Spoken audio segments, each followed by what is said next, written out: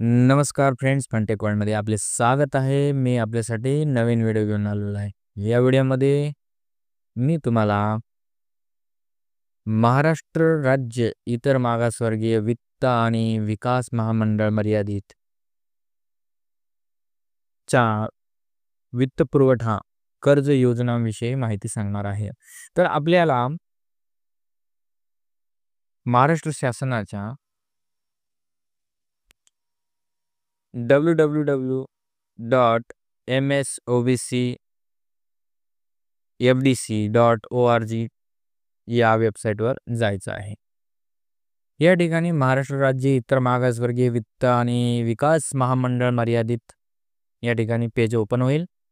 यामध्ये योजनांची माहिती पाहूयात. आपल्याला योजना कशा प्रकारे आहेत आणि कर्ज मागणी अर्ज कशा प्रकारे आहे. तर या ठिकाणी योजनांवर क्लिक करूयात.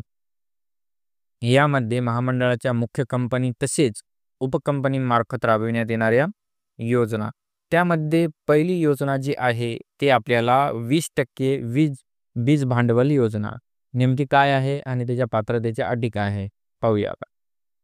या ठिकाणी तपशील आहे. राष्ट्रीयकृत बँका व जिल्हा मध्यवर्ती बँकांच्या माध्यमातून राबविण्यात येते. महामंडळाचा सहभाग यामध्ये 20% आहे. लाभार्थीचा सहभाग 5% व बँकांचा सहभाग 75% असतो. या योजनेमध्ये महत्तम प्रकल्प मर्यादा 5 लाख रुपये म्हणजे 5 लाखाची ही कर्ज योजना आहे. महामंडळाच्या कर्जावरील व्याजदराचा दर 6% असून परतफेडीचा कालावधी 5 वर्ष इतका आहे. अर्जदाराचे वय 18 ते 50 वर्ष या वयोगटातील असावे. कुटुंबाची वार्षिक उत्पन्न मर्यादा ही 1 लाख पर्यंत असावी.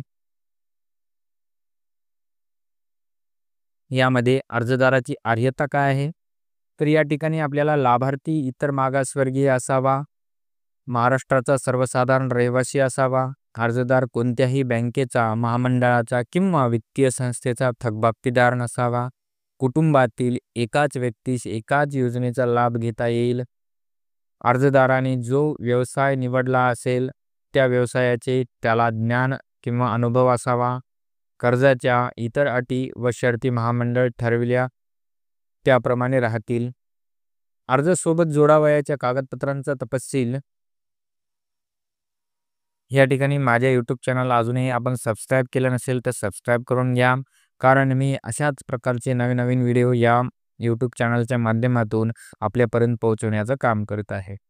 तर या ठिकाणी आपल्याला अर्जासोबत जोडावयाची कागदपत्रे तपशील, कौटुंबिक वार्षिक उत्पन्न रुपये 1 लाख असल्याबाबतचे सक्षम अधिकाऱ्याने निर्गमित केलेला उत्पन्नाचा दाखला, जातीचे प्रमाणपत्र, शिधापत्रिकेची प्रत, आधार कार्ड, पासपोर्ट साईज फोटोज, व्यवसाय स्थळाची भाडेपावती, करारनामा, सातबाराचा उतारा, शैक्षणिक कार्यतेचे प्रमाणपत्र, जन्मतारखेचा दाखला, बँक मंजुरी नंतर 8 वर्ष सेवा शिल्लक असलेल्या 2 जामीनदारांची हमीपत्रे अथवा शेतीचे गहाणखत तसेच 2 पर्यायी जामीनदारांचे जमीनदार राहणार असल्याबाबतचे संमतीपत्र, तांत्रिक व्यवसायाकरिता आवश्यक असतील असे परवाने, लायसन्स, व्यवसायाचा प्रकल्प अहवाल व लागणारा कच्चा माल, यंत्रसामुग्री इत्यादींचे दरपत्रक आणि महामंडळाच्या संचालक मंडळाने वेळोवेळी निर्देशित केल्यानुसार इतर कागदपत्रांचा तपशील, सूचना. अर्जदाराने अर्जासोबत मूळ कागद प्रमाणपत्र न जोडता त्यांच्या साक्षांकित प्रत जोडाव्यात आणि अर्जदारांनी संबंधित जिल्ह्यातील जिल्हा व्यवस्थापक यांच्याशी संपर्क साधावा. तर या ठिकाणी माझा व्हिडिओ आपणास आवडला असेल, माझी माहिती दिलेली तुम्हाला समजली असेल किंवा काही अडचणी येत असतील तर माझ्या यूट्यूब चॅनलच्या कमेंट बॉक्समध्ये कमेंट करून विचारा. आणि माझ्या यूट्यूब चॅनलला अजूनही आपण सबस्क्राईब केलं नसेल तर सबस्क्राईब करून घ्या आणि माझ्या व्हिडिओला लाईक, शेअर, कमेंट करायला विसरू नका. आणि जे गरजू आहेत ओबीसी प्रवर्गातील व्यक्ती किंवा व्यावसायिक किंवा नागरिक, तर त्यांच्यापर्यंत हा माझा व्हिडिओ पोहोचवा. अजून माझ्या दुसऱ्या व्हिडिओमध्ये मी दुसऱ्या